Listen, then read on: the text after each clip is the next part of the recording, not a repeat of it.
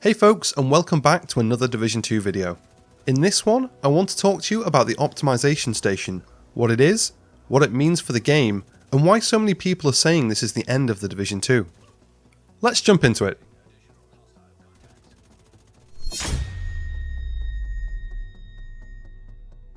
If you're new to the channel, please consider subscribing for more Division 2 content, and hitting like on this video if you enjoy it.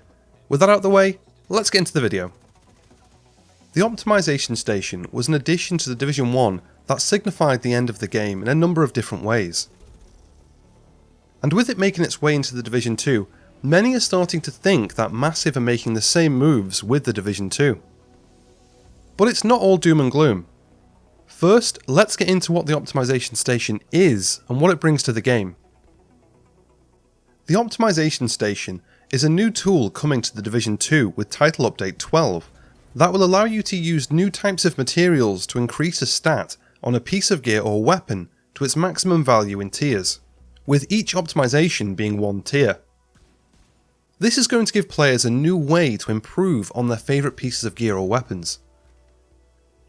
The way this new system will work is that each time you want to optimize a stat on a piece of gear, you'll need 4 different materials.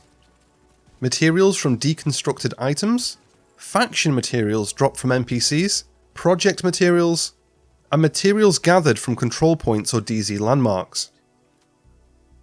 You will also be able to craft these materials using the crafting bench and standard crafting materials. But it's worth keeping in mind, when you start to optimize a stat, you can no longer recalibrate it, and that stat is then locked. You'll only be able to optimize high-end gear sets and exotics at level 40. So anything lower than level 40 or with a rarity lower than high end will not be optimized, and also if you deconstruct these you won't get any optimization materials from them. This differs from the optimization station in the Division 1 in a lot of different ways.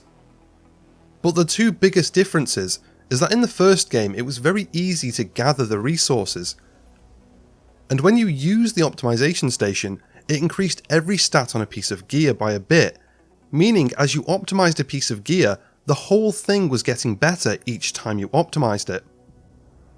And because of these two reasons, even though it was fun to do the Dark Zone runs and gather the SHD tech, within a few solid hours of grinding, you could quite easily fully optimize a full build.